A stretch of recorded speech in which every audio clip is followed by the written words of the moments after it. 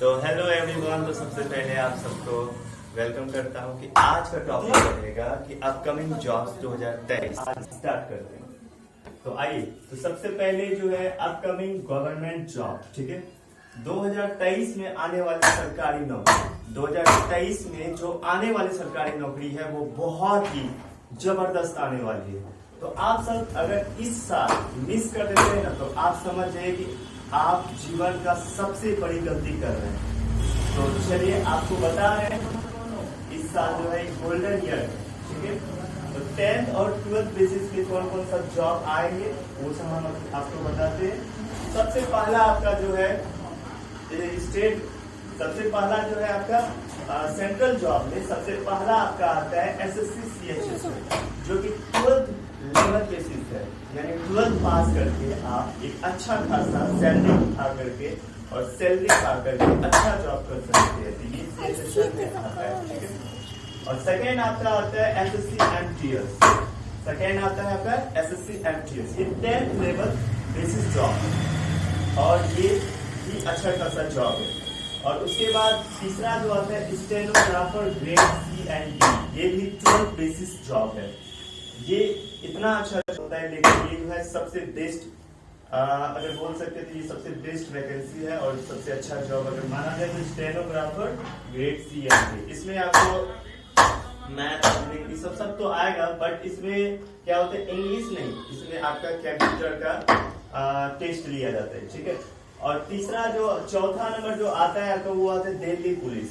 ये 10th और 12th basis पे ये जॉब का वैकेंसी आ रहे हैं और आपको बताएंगे कि अभी SSC CHS का फॉर्म कब फिलअप होगा और SSC MTS का कब होगा और stenographer grade C and D का कब होगा और दिल्ली पुलिस का कब होगा। तो आप लेट करना छोड़ देते हैं और तैयारी में लग जाते हैं, आग लगा दो पूरा तैयारी में। चलिए ठीक है, तो अब एक एक करके हम जो है इसका डिस्कशन करेंगे कि SSC CHS का फॉर्म कब से कब तक है, MTS का फॉर्म कब से कब तक है और स्टेनोग्राफर का कब से है और दिल्ली पुलिस का कब से कब है। चलिए बिना देरी करते हुए इस सेशन को आगे लेके चलते हैं। चलिए सबसे पहले जो है SSC CHS के बारे में जानते हैं कि ये कब आने वाली है वैकेंसी। सबसे पहले आपको बता देते हैं कि SSC CHS जो है उसका फॉर्म डेट है 9 मई से लेके 8 जून तक इसका फॉर्म भरने का डेट है। और दूसरा बात है कि एज जो है इसका 18 साल से लेके 27 साल के बीच में ये फॉर्म भर सकते हैं। तो अगर आगे जाते हैं तो उसमें देखिए क्या होता है कि एग्जाम जो होता है, इसका एग्जाम CHS का जो एग्जाम होगा वो आपका होगा जुलाई को छोड़ दीजिए, आप अगस्त का बात रखिए, यानी एग्जाम इसका जो SSC CHS का जो है एग्जाम अगस्त 2023 में होगा। और तीसरी बात और चौथी बात अगर देखा जाए तो एग्जाम टाइप जो है इसका Tier 1 और Tier 2 में लिया जाएगा, Tier 1 एंड Tier 2। Tier 1 तो ऐसे क्या होता है कि भीड़ को छापने के लिए क्या करता है कि थोड़ा सा आसान होता है कि मतलब इसमें क्या होता है कि बेसिक से लेके पूछता है। लेकिन Tier 2 का बात है कि आपका जो भी रिजल्ट बनेगा वो Tier 2 से बनेगा, जब भी आपका ये रिजल्ट बनेगा तो Tier 2 से। और ये एग्जाम आपका जो होने वाला है वो कंप्यूटर बेस्ड एग्जाम होने वाला है, CBE का मतलब होता है कंप्यूटर बेस्ड एग्जाम।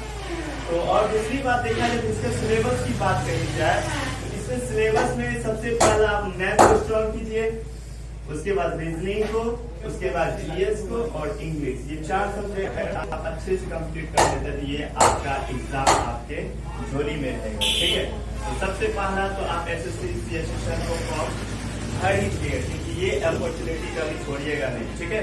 तो ये एग्जाम अगर आप पास कर जाते हैं, 12th पास करने के बाद ही आप जो है अच्छा खासा सैलरी 30,000 से ऊपर सैलरी इसमें जो है आप उठा सकते हैं। लेकिन सबसे पहले आपको SSC CHS को क्वालिफाई करना। चलिए अब सेकेंड जो है आपका वो वैकेंसी है SSC MTS। तो आज आपको सेकेंड जो आपका है वो आपका है SSC MTS। चलिए आप देखेंगे कि ये इसका जो डेट है कहां से कहां तक है। तो इसका डेट जो है फॉर्म डेट इसका भरने का जो है 14 जून से स्टार्ट होगा और 14 जुलाई तक इसका फॉर्म को भरा जाएगा। और दूसरी बात इसका अगर एज का बात कहा जाए 18 से लेके मिनिमम 25 साल तक जो है इनका एज है भरने का। अगर आप देख सकते हैं तो आगे जाकर के 27 साल भी इसका जो है फॉर्म भर सकते हैं। तो अब इसके बाद थर्ड जो चलते हैं वो है एग्जाम। इसका एग्जाम कब होगा? इसका एग्जाम जो है आपका अगस्त को तो छोड़ दीजिए, तो सितंबर को लेके चलते हैं। ये आपका जो एग्जाम है वो सितंबर में लिया जाएगा, सितंबर 2023 में। और इसका एग्जाम का जो टाइप है आपका, ये एग्जाम का टाइप वही है टीयर 1 और टीयर 2 में लिया जाएगा। टीयर 1 में बेसिक से पूछा जाएगा और टीयर 2 जो है आपका वो एडवांस से पूछा जाएगा।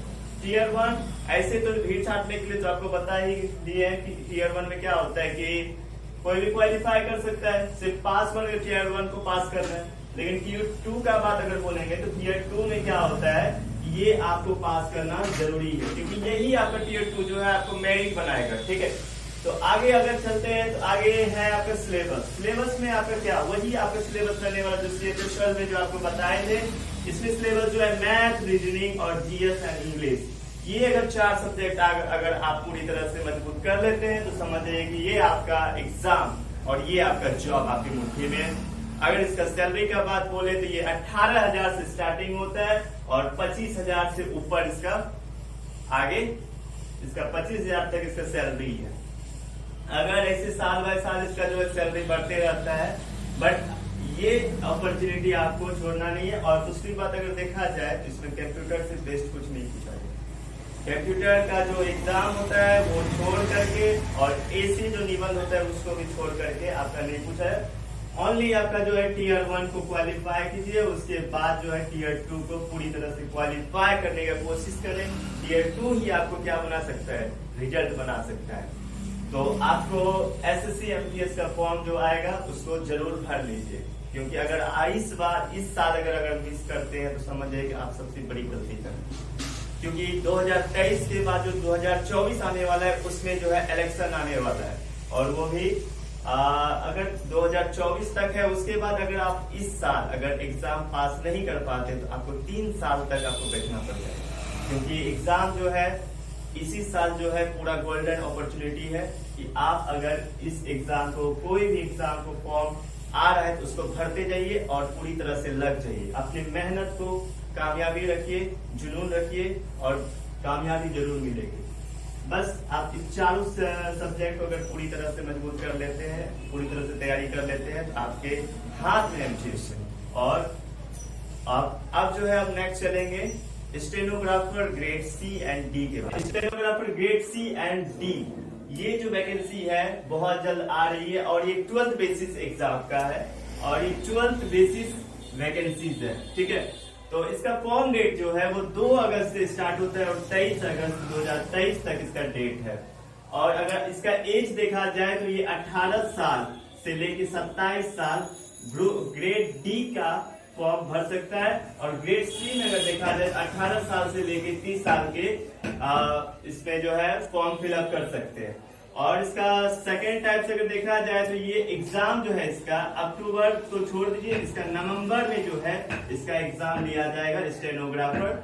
और अगर देखा जाए तो अगर स्टेनोग्राफर अगर आती है तो समझ लीजिए कि स्टेनोग्राफर में क्या होता है। स्टेनोग्राफर में अगर आप सीख लेते हैं तो इसमें उतना मेहनत नहीं करना पड़ता है और इसका सीट बहुत ही खाली रहता है।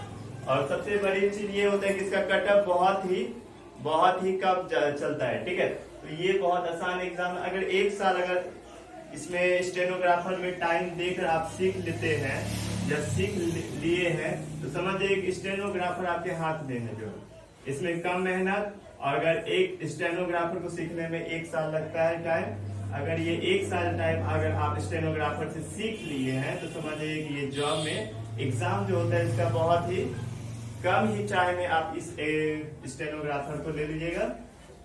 ठीक है, अब जो है नेक्स्ट चलते हैं। नेक्स्ट जो है वो दिल्ली पुलिस का है और ये दिल्ली पुलिस का जो है 2 वैकेंसी आने वाली है। सबसे पहले MTS जो कि 10th लेवल पे है, और दूसरी बात है कांस्टेबल जो कि 10+2 लेवल की है। ठीक है, और इसमें 811 प्लस पद की वैकेंसी आ रही है MTS में, और कांस्टेबल में जो है 7500 प्लस की पद की वैकेंसी आ रही है। अगर इसका फॉर्म डेट देखा जाए तो 10 अक्टूबर से लेके 10 दिसंबर तक इसका फॉर्म आने की चांस है। अगर इसका कांस्टेबल का अगर देखा जाए फॉर्म का जो भरने का टाइम है वो 1 सितंबर से स्टार्ट होगा और एग्जाम इसका जो है नवंबर में तो छोड़ दीजिए, इसका दिसंबर में इसका फॉर्म का एग्जाम जो है लिया जाएगा। तो इसका दिसंबर में एग्जाम लिया जाएगा। और देखा जाए तो एमटीएस का बात बोले तो इसका 18 से लेकर 25 तक का एज बढ़ सकता है, और कांस्टेबल में भी क्या कर सकता है 18 से लेकर 25 तक की एज को बढ़ सकता है। लेकिन दिल्ली पुलिस जो है वो फिजिकल बेस्ड एग्जाम होगा, ये जो फिजिकल बेस्ड होगा, और इसमें जो है लॉन्ग जंप, हाई जंप और रनिंग ये तीनों होता है। लेकिन एमटीएस में जो होता है ना, ये आपके कांस्टेबल में एमटीएस में क्या होता है, फॉर्म डेट का जो इसमें जो हाइट है नहीं लिया जाएगा और चेस्ट नहीं लिया जाएगा। और यही आपका जो है गोल्डन अपॉर्चुनिटी है। अगर आप इस जॉब को ले लेते हैं तो समझ जाइए कि आप बहुत ही बड़ा चीज कर चुके हैं, ठीक है। अगर आप इस वैकेंसी को अगर नहीं आप फॉर्म फिलअप करते हैं, अगर आप इस साल एग्जाम नहीं लेते तो आप गोल्डन अपॉर्चुनिटी को तोड़ रहे हैं, और आप गोल्डन अपॉर्चुनिटी को मतलब बहुत बड़ी गलती कर रहे हैं, ठीक है। तो आपको इस साल का जॉब लेना ही है। और अगले साल जो है 2024 में इलेक्शन के बाद जो है वो 3 साल के बाद इसका वैकेंसी आने वाली है। तो इस वजह से इसको मिस मत कीजिएगा, और पढ़ाई जो है जारी रखिएगा, और मेहनत और ताकत और स्ट्रगल तीनों जो है पूरी तरह से लगा दिए, जान फूंक दीजिए। लेकिन इस साल एग्जाम को निकाल करके दिखा दीजिए कि हम भी किसी से कम नहीं है, ठीक है। तो आज का इतना ही। अगर आपको इसमें कोई भी चीज अगर आपको दिक्कत हुई तो कमेंट करके आप इससे आप कमेंट करके बता सकते हैं कि आपको इसमें क्या चीज समझ में नहीं आया, वो कमेंट में हम आपको